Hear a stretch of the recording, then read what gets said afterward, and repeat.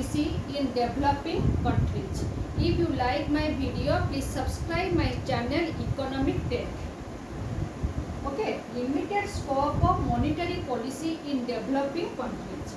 Monetary policy influences economic activity in two ways. First, directly through money supply. Second, indirectly through rate of interest.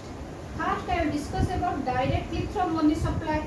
Money supply is directly related to the level of economic activity. An increase in money supply increases economic activity by enabling people to purchase more goods and services and vice versa. Second, indirectly through rate of interest. A change in money supply influences economic activity through its impact on rate of interest and investment. Okay, increase in money supply reduces the rate of interest, which in turn increases investment and hence promotes economic activity and vice versa.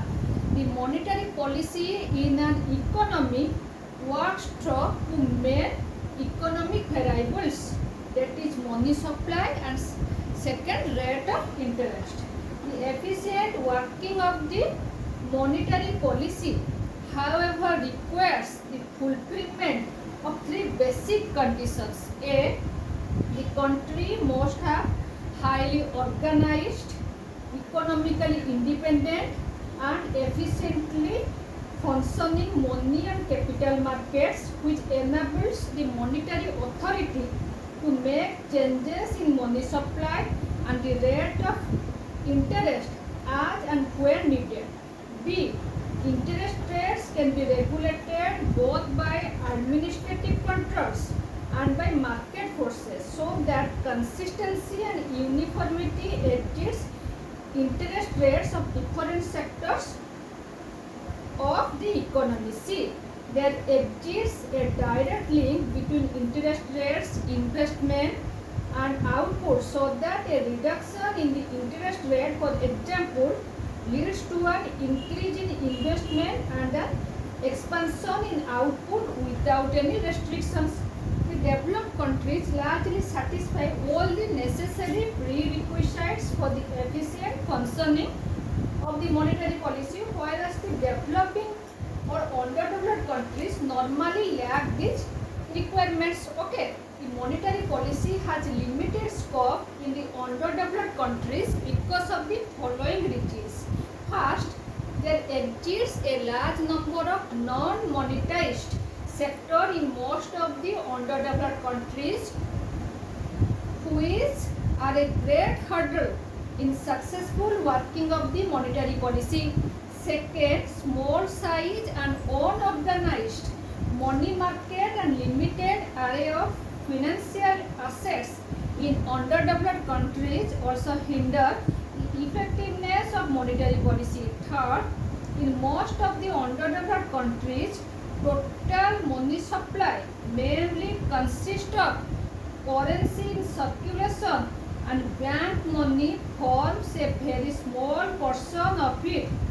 This limits the operation of central bank's monetary policy, which basically works through its impact on bank money. Okay. Fourth, the growth of non-bank financial institutions also restricts the effective implementation of monetary policy because these restrictions fall outside the direct control of the central bank. Fifth, in the underdeveloped countries, example in Libya or in India, also many commercial banks possess high level of liquidity. In these cases, the change in monetary policy cannot significantly influence the credit policies of such banks. Sixth, foreign-based commercial banks can easily neutralize the restrictive effects of tight monetary policy because these banks can replenish their resources by selling foreign assets and can also receive help from international capital market. 7.